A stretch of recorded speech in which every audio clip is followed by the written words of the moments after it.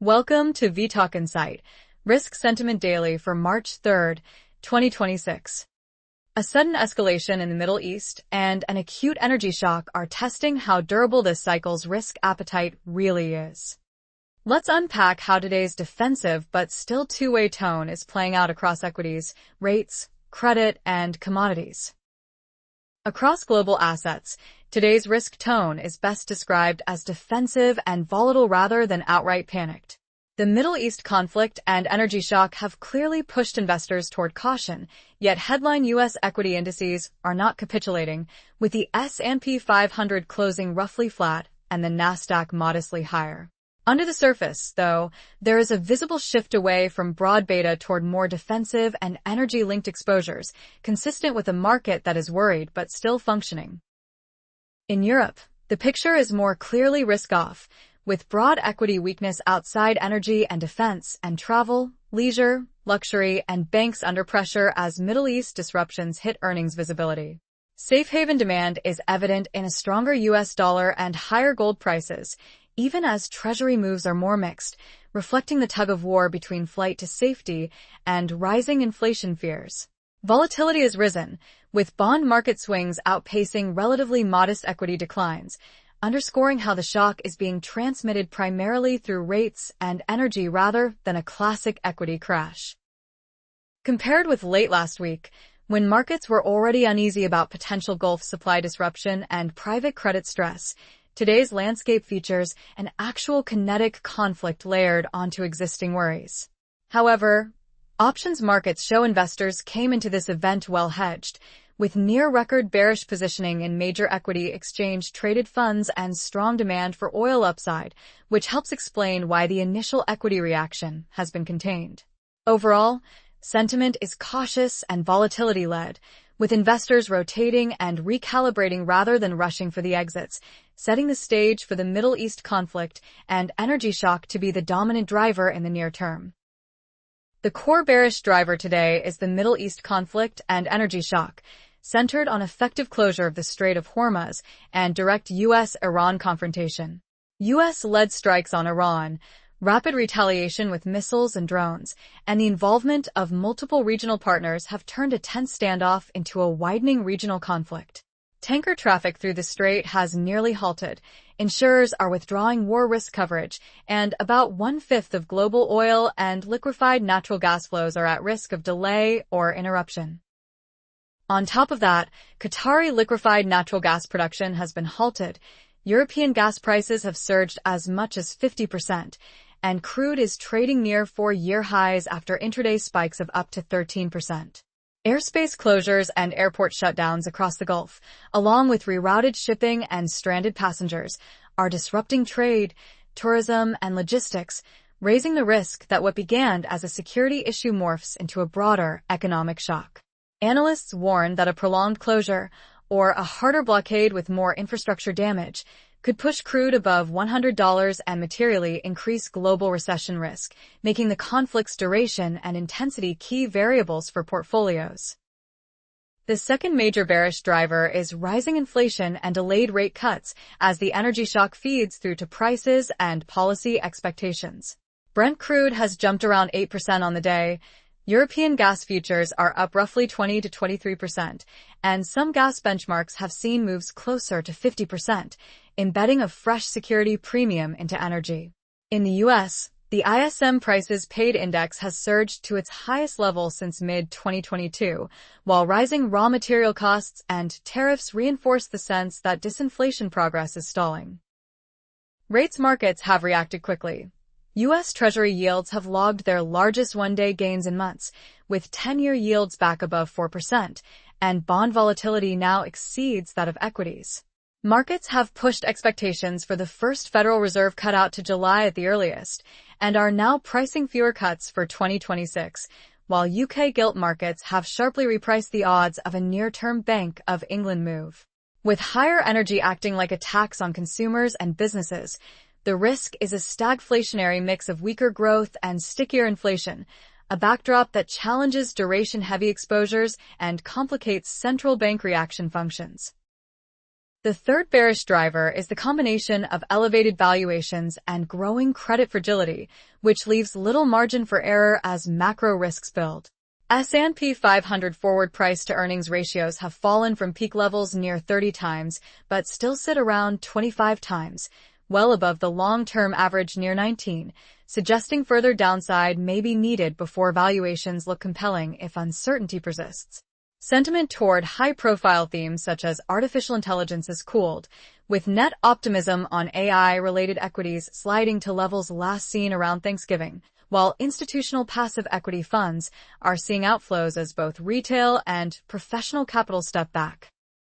In credit, senior banking executives compare current conditions to the mid-2000s, citing high leverage, tight spreads, and signs of weaker underwriting, particularly in private credit markets where quality is deteriorating and liquidity tools are limited.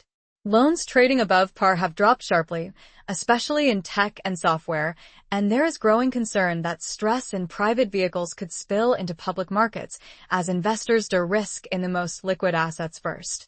Together with warnings that negative economic outcomes and sovereign debt risks are underpriced, this mix of rich equity multiples and latent credit vulnerability amplifies the downside if the macro or geopolitical backdrop deteriorates further. On the bullish side, energy and defense sector leadership stands out as a clear counterweight to broader risk aversion. Oil prices at 4-year highs and a structurally higher security premium are translating into strong performance for producers, with major integrated names such as Shell and BP posting gains above 5% as crude trades north of $80. Norwegian equities are outperforming European peers thanks to their role as a relatively secure supplier of oil and gas, while U.S. liquefied natural gas exporters rally on the sudden loss of Qatari volumes. European defense stocks are also sharply higher as escalating conflict drives structural demand for air defense and advanced military technology, with companies like BAE Systems and Hensoldt notably outperforming.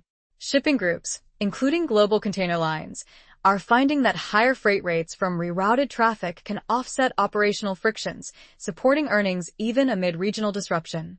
With OPEC spare capacity constrained, U.S. shale growth maturing, and major importers hoarding commodities, the case for a longer-term positive earnings backdrop in selected energy and defense names is strengthening, though it remains tightly linked to elevated geopolitical risk. A second supportive driver is the resilient equities and credit backdrop, which has so far absorbed the shock better than many feared.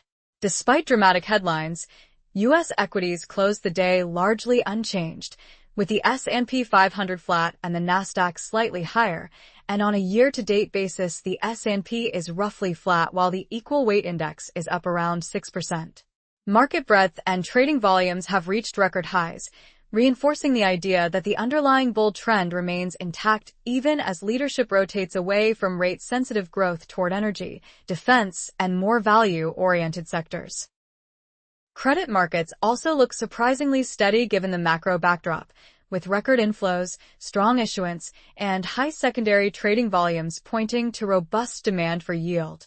Leveraged finance prices have only seen modest declines, volatility has subsided quickly after the initial shock, and strong cash generation combined with attractive coupons is helping support stability in loans and high yield.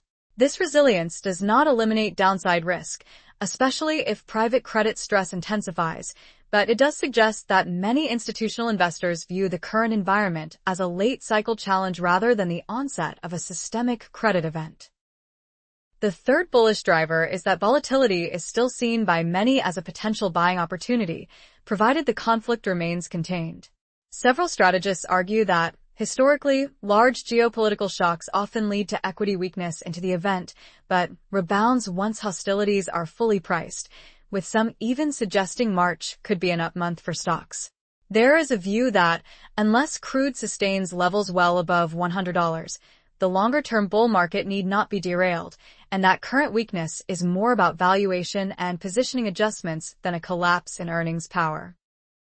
That perspective is reinforced by heavy existing hedging, which limits foreselling, and by historical patterns where cyclical sectors have tended to outperform defensives over the year following major geopolitical risk spikes. Some analysts are even raising S&P earnings estimates and highlight that structured solutions, such as call spreads on volatile energy markets, can be used to shape exposure rather than abandon risk entirely. While this constructive stance depends heavily on the conflict not escalating into a prolonged supply shock, it helps explain why markets have so far treated the episode as a volatility event within an ongoing cycle, rather than a definitive turning point. Stepping back, today's landscape is dominated by a Middle East-driven energy shock and rising inflation pressure, which are pushing risk sentiment into a defensive and more volatile regime, even as headline indices and credit markets show resilience. Bearish forces center on conflict escalation, the potential for stagflation, and the combination of rich valuations with growing credit fragility, while on the other side, energy and defense leadership, a still constructive equity and credit backdrop, and a willingness by some to use volatility as an opportunity are preventing a full risk-off capitulation. Over the coming days, the key signposts will be developments around the Strait of Hormuz, the persistence of the energy spike, and how quickly inflation and rate cut expectations adjust, as these will largely determine whether today's caution hardens into de-risking or fades back into a hedged risk-on environment. This video is for information only and is not investment advice. If you found this video useful, please like and subscribe to @vTalkInsight. Alternatively, visit vTalkInsight.com to chat with our specialized AI market assistant and access the latest interactive market insights.